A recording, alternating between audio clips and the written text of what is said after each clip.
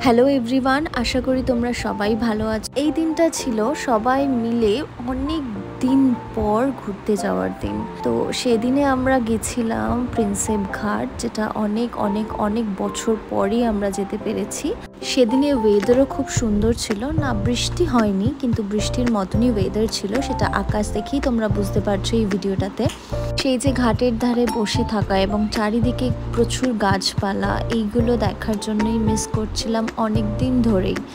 ঘাটের ধারে আমরা চারজনই অনেকক্ষণ ধরে বসেছিলাম, আসতে ইচ্ছা করছিল না, কিন্তু তাও তো আসতে তো হবেই।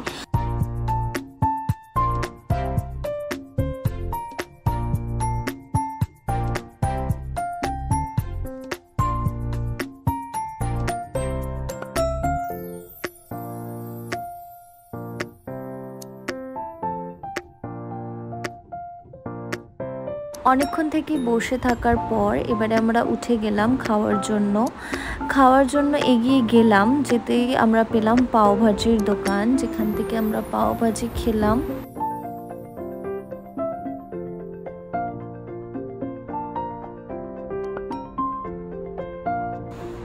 তারপরে রইল চা, এবং তারপরেই আমরা টেস্ট করলাম গঙ্গার ধারে বসে পাপড়ি চাট, যেটা খুবই প্রিয়।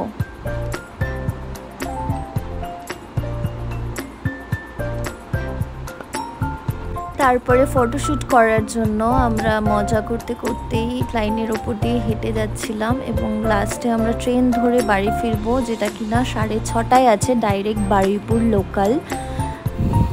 সন্ধ্যের দৃশ্যটাও খুব সুন্দর ছিল।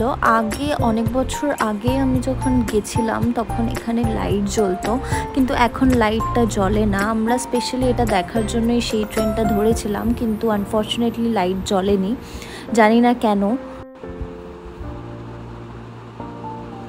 যখন ট্রেনে করে যাওয়া হয় তখন দূর থেকে হুগলি সেতু খুব সুন্দর দেখতে লাগে, এবং লাস্ট আমরা দেখে ফিরলাম খিদিরপুর ডক, যেটা ক্রস করছিলাম ট্রেনে করেই।